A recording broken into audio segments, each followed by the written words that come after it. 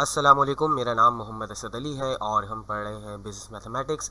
आज की इस वीडियो में हम सेक्शन 8.5 डिस्कस करेंगे, जो है chapter 8 mathematics of finance, Frank S Budnick की बुक से लिया गया है।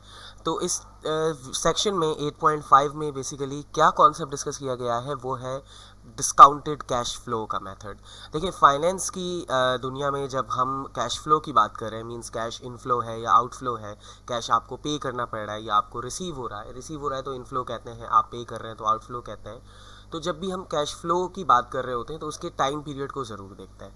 यानी हम अभी पढ़ चुके हैं सेक्शन 8.1 से लेके 8.4 तक कि आज के 1 रुपए की और 1 साल बाद के 1 रुपए की वैल्यू में फ़र्क हो जाता है। जितना भी रेट ऑफ इंटरेस्ट होता है उस हिसाब से फ्यूचर वैल्यू ज़्यादा होती है, प्रेजेंट वैल्यू कम होती है।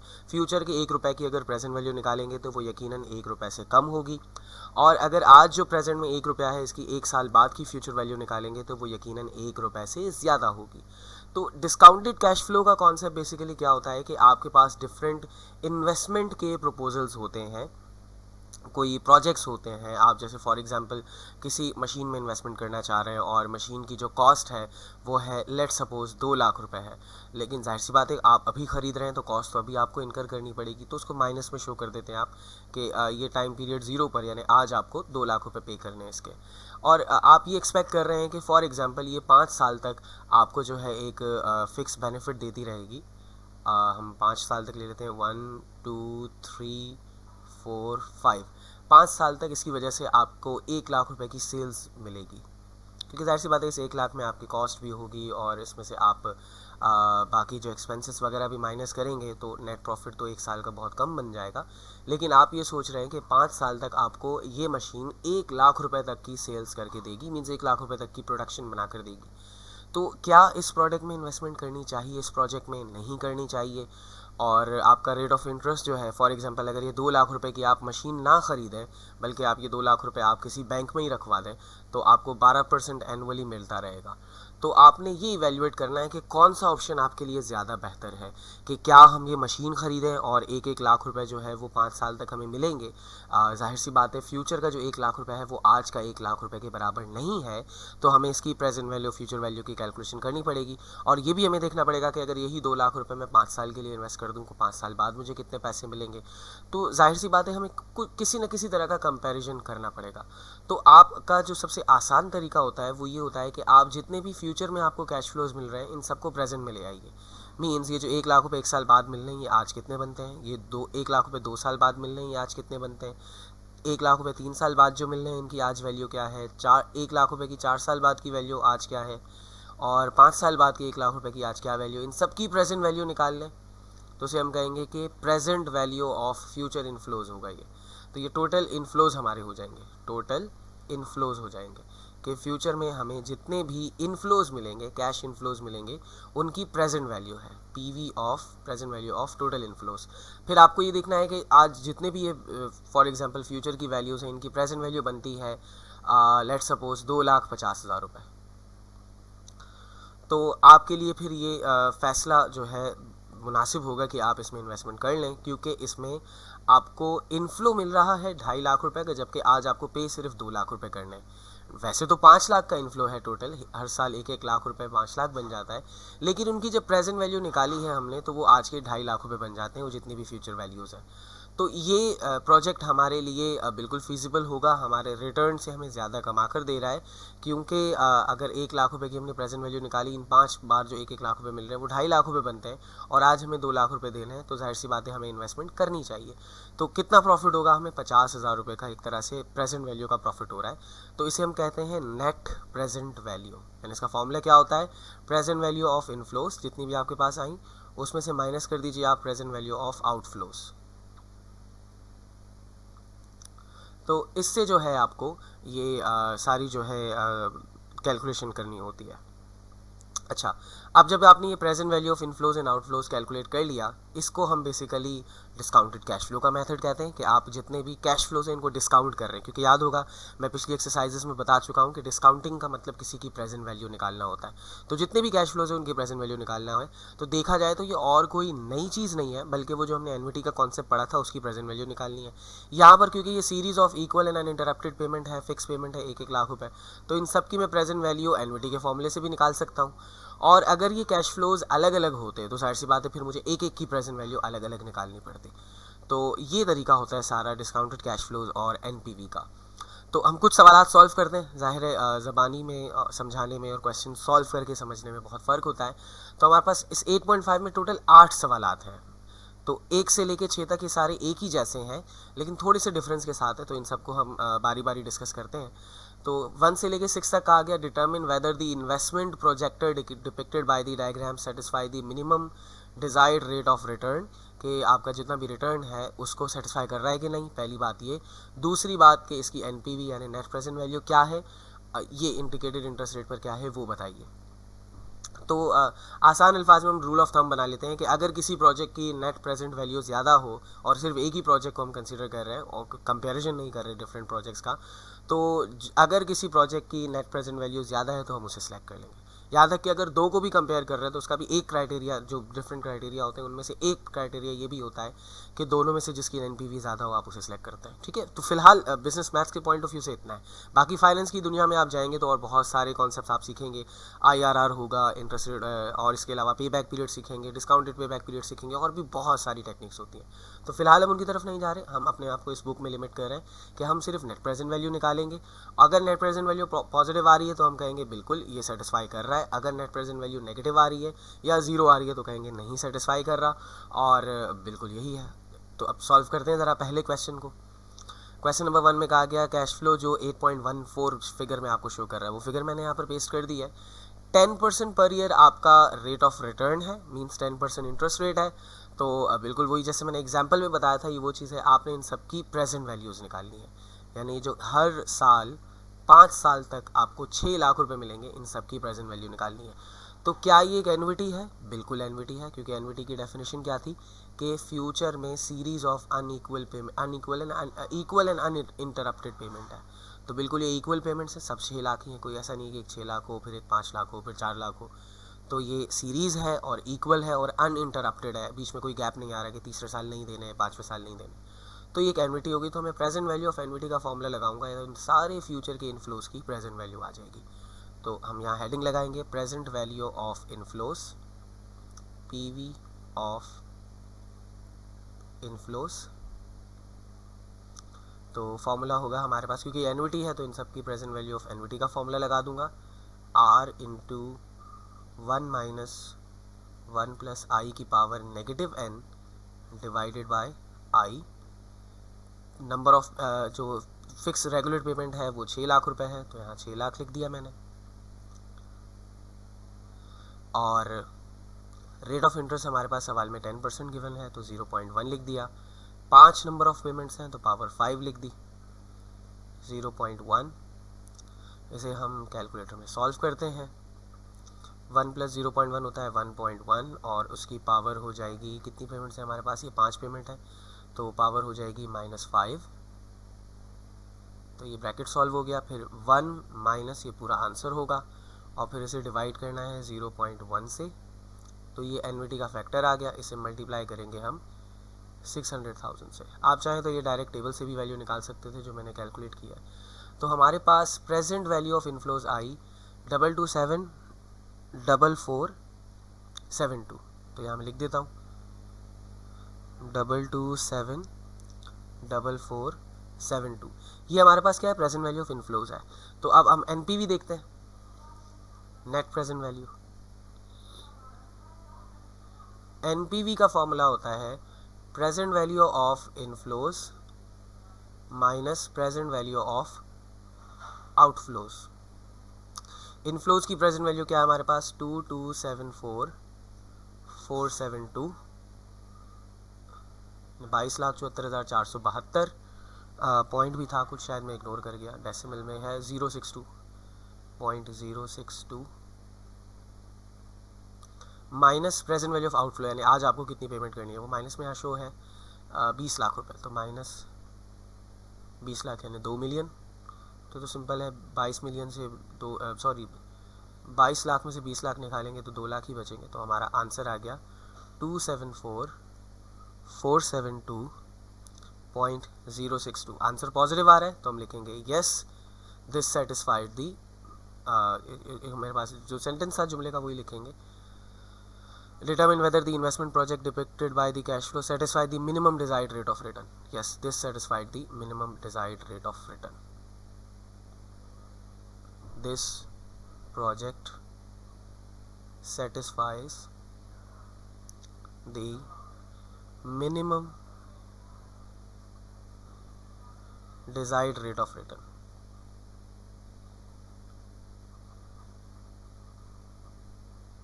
ठीक है जी, तो ये प्रोजेक्ट हमें एक्सेप्ट करना चाहिए। अगर हमारे पास और कोई ऑप्शन नहीं, सिर्फ यही ऑप्शन है डू और डाई वाला कि या तो इसे एक्सेप्ट करो या तो रिजेक्ट कर लो, और कोई ऑप्शन ही नहीं है, तो फिर इसे एक्सेप्ट करना ज़्यादा बेहतर है बजाय इसके कि इसको रिजेक्ट किया जाए। क्योंकि इसे रिजेक्ट करेंगे तो हमें 274,000 का प्रॉफिट का लॉस हो जाएगा। मीन जो प्रॉफिट होना चाहिए था वो नहीं होगा। तो जो प्रॉफिट ना हो उसको भी हम प्रॉफिट में लॉस कहते हैं, तो वो लॉस ही माना जाता है। खैर, अगले सवाल की तरफ चलते हैं। क्वेश्चन नंबर 2 बिल्कुल सेम सवाल है। 15 लाख रुपए आपको 5 साल तक की पेमेंट है, इनकी प्रेजेंट वैल्यू निकालेंगे और उसे माइनस कर देंगे आप 50 लाख में से। तो हम इसको जल्दी जल्दी सॉल्व कर लेते हैं। सबसे पहले हम पीवी ऑफ इनफ्लोज निकालेंगे। तो प्रेजेंट वैल्यू ऑफ इनफ्लोज, क्योंकि एनविटी है, ये फिक्स पेमेंट है 5 साल तक की, तो प्रेजेंट वैल्यू ऑफ एनविटी बराबर होती है आर यानी कि 15 लाख रुपए into 1 minus 1 plus rate of interest, यह गिवन है 8% है, तो 0.08 पावर माइनस 5, क्योंकि 5 पेमेंट है ये 1 2 3 4 5, divided by rate of interest 0.08 है। और कोई कंपाउंडिंग वगैरह करेंगे तो इसलिए मैं इसको डिवाइड भी नहीं कर रहा, डिवाइडेड बाय 2 डिवाइड बाय 3। इसे सॉल्व करते हैं ज़रा हम। 15 लाख इंटू इस एन्युटी फैक्टर को हम डायरेक्टली निकाल लेते हैं 1.08, क्योंकि 1 प्लस 0.08 बनता है 1.08, और उसकी पावर हो जाएगी -5, और 1 में से ये पूरा आंसर माइनस हो जाएगा और इसे हम डिवाइड करेंगे i से यानी 0.08 से। तो ये एन्युटी फैक्टर आ गया और इसे मल्टीप्लाई कर देते हैं हम 15 लाख से। तो हमारी वैल्यू आई 5989065, 5989065। एक बार रीचेक करते हैं, ये 5989065 बिल्कुल ठीक है। 0.056, तो 0.056 ये हमारे पास है प्रेजेंट वैल्यू ऑफ इनफ्लोज। अब आउटफ्लोज तो हमें पता है, तो एनपीवी निकाल लेते हैं हम। और यहीं से ही हमें पता लग रहा है कि ये 5 मिलियन से ज़्यादा है, 5 मिलियन से ज़्यादा है, लगाने हमें सिर्फ 5 मिलियन है, तो हम यहीं से भी बता सकते हैं जी बिल्कुल एक्सेप्ट करना चाहिए। लेकिन खैर, एनपीवी का फॉर्मूला होता है PV of inflows minus PV of outflows. सिर्फ आउटफ्लोज लिखना काफ़ी नहीं होगा, पीवी ऑफ आउटफ्लोज लिखना ज़रूरी होगा, क्योंकि ऐसा भी हो सकता है कि ये कोई मशीन है, 3 साल बाद हो सकता है हमें कोई इसमें और ख़र्चा करना हो, कि 2 लाख रुपए का और ख़र्चा करना हो, तो इसको भी प्रेजेंट में ले आएंगे और फिर इस 5 लाख में ऐड करेंगे, तब टोटल जाके प्रेजेंट वैल्यू ऑफ आउटफ्लोज निकलेगा। खैर, वो फाइनेंस में जब आप पहुँचेंगे तो इस तरह की चीज़ें पढ़ेंगे, फिलहाल तो बिजनेस मैथ के पॉइंट ऑफ व्यू से पढ़ रहे हैं। तो प्रेजेंट वैल्यू ऑफ इनफ्लोज है हमारे पास 5989065.056 माइनस इसमें से आप 5 मिलियन माइनस कर देंगे जो आपका आउटफ्लो है, तो आंसर आता है 989,065.056। तो ये एनपीवी आ गई। एनपीवी पॉजिटिव है, हम लिख देंगे since NPV is positive, yes it satisfies the minimum required rate of return, satisfies the minimum required rate of return।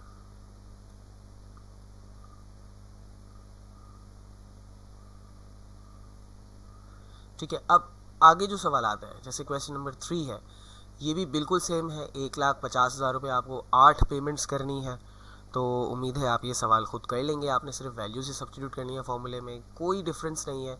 बस मैं फॉर्मूला भी लिख देता हूँ, उसमें वैल्यूज पुट कर लेता हूँ। कैलकुलेट आप करके खुद ही पीछे बुक में जो आंसर हो उससे मैच कर लीजिएगा। आप सबसे पहले पीवी ऑफ इनफ्लोज निकालेंगे। पीवी ऑफ इनफ्लोज के लिए आप क्योंकि एनविटी है तो 1,50,000 रुपये into 1 minus 1 plus rate of interest 12% है तो 0.12 पावर हो जाएगी -8 क्योंकि 8 पेमेंट्स हैं डिवाइडेड बाय 0.12। जब आप इसे पूरा सॉल्व करेंगे तो आपके पास आंसर आ जाएगा और उसे आप जो है वो उसमें से 5 लाख रुपए माइनस कर देंगे। तो अगर पॉजिटिव आंसर आ रहा है तो आप कहेंगे यस इसे एक्सेप्ट करना चाहिए, नेगेटिव आंसर आ रहा है तो कहेंगे नहीं करना चाहिए। क्वेश्चन नंबर 4 एंड 5 दोनों सवाल एक ही जैसे हैं तो इनमें से हम कोई एक सवाल करेंगे। इनमें और पिछले सवालात में क्या फ़र्क है? जो क्वेश्चन 1, 2, 3 था उसमें ये फ़र्क था कि हमारे पास जो पेमेंट हमें आउटफ्लो इनफ्लो की जो पेमेंट थी वो एक फ़िक्स थी, सेम पेमेंट थी। यानी फॉर एग्जांपल यहाँ पर आप देखें 1.5 लाख रुपए हमें सेम अमाउंट मिल रहा है 8 साल तक। यहाँ पर भी जो है हमें 15-15 लाख रुपए सेम अमाउंट मिल रहा है, हर साल सेम अमाउंट मिल रहा है। यहाँ पर भी हर साल 6 लाख रुपए मिल रहे हैं। लेकिन अगर आप क्वेश्चन नंबर 4 एंड 5 की डायग्राम में देखें, इसमें आउटफ्लोज हर साल के डिफरेंट है। मीन्स पहले साल 2.5 लाख रुपए मिलेंगे, दूसरे साल 3 लाख रुपए मिलेंगे, तीसरे साल 5 लाख रुपए मिलेंगे, चौथे साल भी 5 लाख, पाँचवें साल 360, छठे साल 1 लाख। इन सब की प्रेजेंट वैल्यू आपने निकालनी है, उनको ऐड करना है, तब जाके वो प्रेजेंट वैल्यू ऑफ इनफ्लोज कहलाएगी और फिर उसमें से माइनस करेंगे प्रेजेंट वैल्यू ऑफ आउटफ्लोज। तो इसके लिए हम एक टेबल बना लेते हैं छोटा सा। हम यहाँ लिख देते हैं टाइम 0 पे तो हम सिर्फ फिलहाल पहले इनफ्लोज निकाल रहे हैं क्योंकि प्रेजेंट वैल्यू ऑफ इनफ्लोज चाहिए ना हमें, तो आउटफ्लोज को मैं नहीं लिख रहा। आप चाहें तो आउटफ्लो भी लिख लें, फिर डायरेक्ट एनपीवी का टेबल बन जाएगा वो। फिलहाल हम सिर्फ पीवी ऑफ इनफ्लोज निकाल लेते हैं।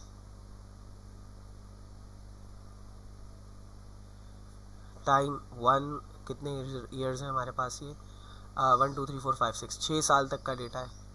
तो 1 2 3 4 5 6। तो क्या क्या पेमेंट मिलनी है हमें? पहले साल मिलेंगे 2.5 लाख, 3 लाख, 5 लाख। ये वैल्यूज़ में लिख देता हूँ। 2.5 लाख, 3 लाख और 5 लाख। और जो दूसरी वैल्यूज़ हैं हमारे पास वो है फिर से 5 लाख, 3.5 लाख और 1 लाख। 5 लाख, 3.5 लाख और 1 लाख। अच्छा जी, अब इनकी प्रेजेंट वैल्यू निकालनी है। तो प्रेजेंट वैल्यू निकालने का फॉर्मूला तो आपको आता है। आप क्योंकि ये 1 साल बाद की वैल्यू तो इसे 1 साल रिवर्स करेंगे। रेट ऑफ इंटरेस्ट क्या है हमारे पास? रेट ऑफ इंटरेस्ट है 9% पर ईयर। तो आप चाहे तो पहले पीवी फैक्टर निकाल लें, ठीक है, टेबल से देख लें, या डायरेक्ट प्रेजेंट वैल्यू निकाल लें। 2.5 लाख रुपए की 1 साल की डिस्काउंटिंग करनी है तो 1 प्लस 0.09 की पावर -1, 1 साल से रिवर्स कर रहे हैं तो 1.09 की पावर -1। इसे हम मल्टीप्लाई करेंगे 2.5 लाख से तो आंसर आया 229357 229357.7982। ये मैंने आपने देखा होगा M प्लस का बटन भी दबा दिया था। वो इसलिए दबाया था ताकि ये मेमोरी में प्लस हो जाए क्योंकि मुझे आखिर में इन सारी वैल्यूज़ को प्लस भी करना होगा। अच्छा, अब 3 लाख रुपए की 2 साल की डिस्काउंटिंग करनी है क्योंकि 2 साल बाद मिल रहे हैं तो इनकी 2 साल रिवर्स हो गए, 2 साल पीछे लाना पड़ेगा इनको। 2 साल की डिस्काउंटिंग यानी डायग्राम में समझाता हूँ यहाँ पर कि यहाँ पर ये जो 2.5 लाख रुपए इनको 1 साल पीछे लाना पड़ेगा, 3 लाख को 2 साल पीछे लाना पड़ेगा, 5 लाख को 3 साल पीछे लाना पड़ेगा, इसे 4 साल डिस्काउंटिंग करनी पड़ेगी, इसे 5 साल और इसे 6 साल। तो बेसिकली हम वही नीचे टेबल में कर रहे हैं। तो उसकी डिस्काउंटिंग 2 साल की होगी तो मैं इसे डायरेक्टली लिख लेता हूँ 3 लाख मल्टीप्लाइड बाय 1.09 और उसकी पावर हो जाएगी -2 क्योंकि 2 साल डिस्काउंटिंग कर रहे हैं। इक्वल के बजाय M प्लस प्रेस कर देता हूँ तो ये मेमोरी में भी ऐड हो गया 252503.99 252503.9908 था शायद। अब 5 लाख की बारी है। 500,000 इंटू 1 प्लस 0.09 और इसको 3 साल डिस्काउंट करेंगे हम तो 500,000 इंटू 1.09 ही लिख देता हूँ और पावर इसकी हो जाएगी -3 और इसे भी m प्लस कर देता हूँ ताकि मेमोरी में ऐड हो जाए। 386091 386091.74। उसके बाद फिर से 5 लाख को हमें 4 साल डिस्काउंट करना है, तो 500,000 1 + 0.09 की पावर -4, तो 500,000 मल्टीप्लाइड बाय 1.09 की पावर -4 m प्लस 354212.6055। फ़ायदा ये कि चाहे मैं डेसिमल के बाद सारी वैल्यूज़ यहाँ ना लिखूँ, मेमोरी में ऐड हो गई हैं तो मुझे फाइनल बहुत एक्यूरेट आंसर मिलेगा। 3.5 लाख को 5 साल डिस्काउंट करना है, तो 3,50,000 1.09 5 साल डिस्काउंट करते हैं, तो ये हो गया 3,50,000 मल्टीप्लाइड बाय 1.09 की पावर 5 साल है तो -5 m प्लस करते हैं। 227475 227475.9852।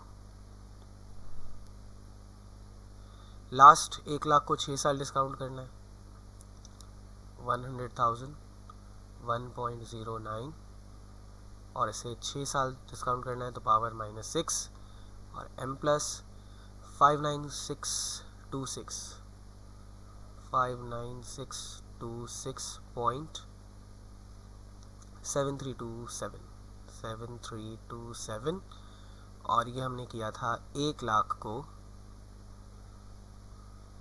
6 साल डिस्काउंट।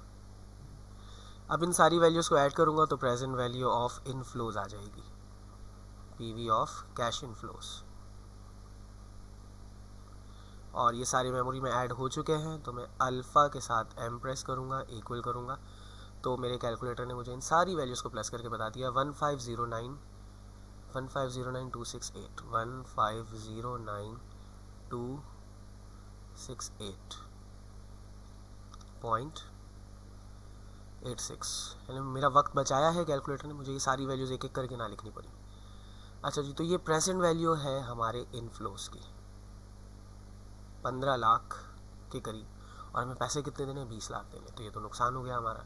तो हम NPV निकालते हैं। NPV is equal to present value of inflows means 1509.268.86 minus outflows कितने हमारे 20 लाख रुपए, तो माइनस करते हैं इसमें से 20 लाख, तो आंसर आया माइनस में 490,731। तो हम लिखेंगे since NPV is negative it does not satisfy the minimum requirement. It does not satisfies the minimum required rate of return.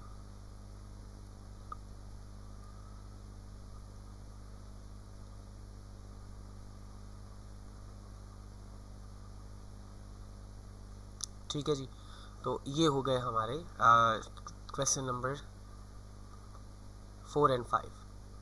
तो बिल्कुल सेम सवाल था, आपने देखिए 5 भी बिल्कुल सेम है।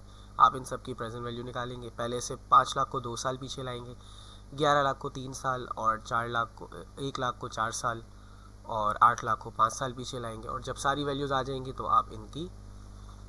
अच्छा, मैं एक मिस्टेक कर गया यहाँ पर, वो ये मिस्टेक कर गया कि मैंने 20 लाख नेक्स्ट क्वेश्चन की वैल्यू देख के लिखी, जबकि असल में इसका आउटफ्लो 13 लाख था। तो इसे मैं करेक्ट कर लेता हूँ, फिर तो ये फिजिबल हो जाएगा। 20 लाख नहीं है, ये 13 लाख है, मैंने अगले सवाल की वैल्यू देख ली थी।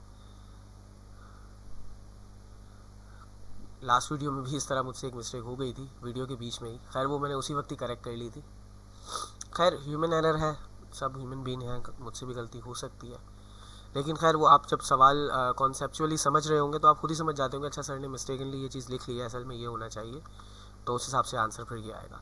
तो मैं इसे अपने पास लिख देता हूँ 1509,268.86 माइनस 13 लाख रुपए। तो आंसर पॉजिटिव आ रहा है 209,268.86। तो इसे मैं पॉजिटिव कर देता हूँ। Since NPV is positive it satisfies the minimum, does not को मिटा देता हूँ, it satisfies the minimum required. तो यस इट डज सेटिस्फाई। ठीक है, अच्छा अब अगले सवाल की तरफ चलते हैं। क्वेश्चन नंबर 6 ये भी बिल्कुल सेम है। आपने जो है इसे 3 साल पीछे लाना है, इसे 4 साल पीछे लाना है, इसे 5 साल पीछे लाना है, इसे 6 साल पीछे लाना है और इन सबकी प्रेजेंट वैल्यू को माइनस कर देना है 1 लाख से। जो आंसर आएगा अगर पॉजिटिव हो तो एक्सेप्ट करेंगे, वरना इसे रिजेक्ट कर देंगे। अब जो क्वेश्चन नंबर 7 और 8 है ये काफ़ी इंटरेस्टिंग है।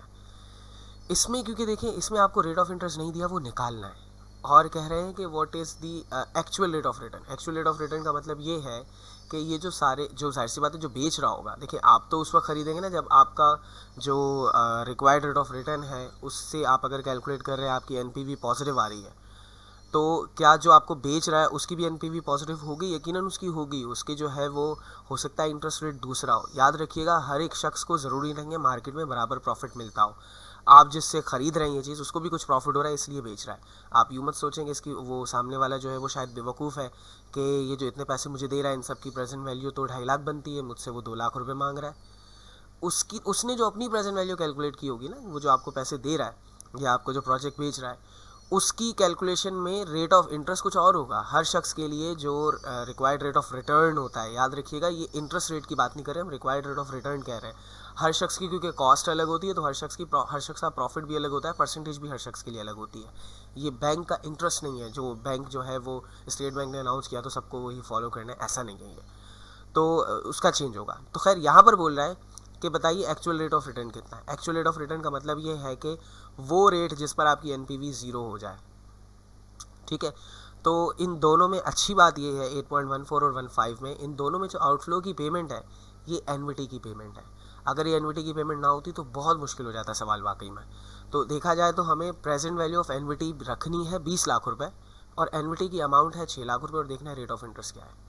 ठीक है, क्योंकि देखिए सिंपल सी बात है NPV 0 उसी वक्त होगी जब आउटफ्लो और इनफ्लो बराबर हो जाए, क्योंकि NPV का फॉर्मूला क्या होता है? NPV का फॉर्मूला होता है present value of inflows minus present value of outflows. और अगर कोई रेट ना दिया हो तो आप वो रेट कम से कम अज्यूम कर रहे हैं। सवाल में जैसे पूछा हुआ है क्या रेट है सामने वाले का, तो आप इसे 0 रख देंगे कि एटलीस्ट इतना रेट तो उसने रखा होगा। तो PV ऑफ इनफ्लोज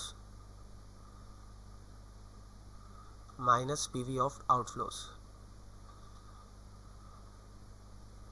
इसे जो है वो फाइनेंस की दुनिया में IRR के नाम से भी जानते हैं, इंटरनल रेट ऑफ रिटर्न। खैर, तो अब ये PV ऑफ आउटफ्लोज को दूसरी तरफ शिफ्ट कर दूंगा, ये माइनस हो रहा है तो दूसरी तरफ आकर प्लस हो जाएगा। तो फॉर्मूला क्या बना? PV of outflows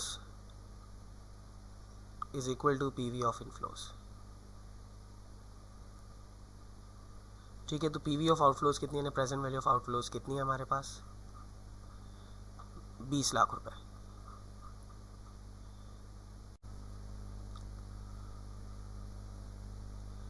is equal to present value of inflows. Inflows क्या क्या है हमारे पास? 6 लाख रुपए 5 साल तक, यानी इनकी प्रेजेंट वैल्यू निकालनी है 6 लाख की 5 साल तक।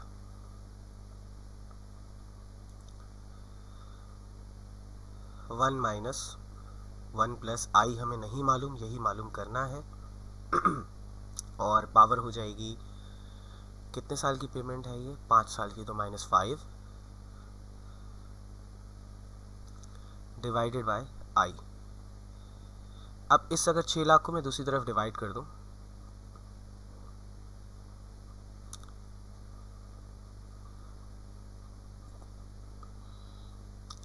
तो यहाँ पर ये ब्रैकेट बचेगा जिसे हम प्रेजेंट वैल्यू ऑफ एनविटी का फैक्टर भी कहते हैं।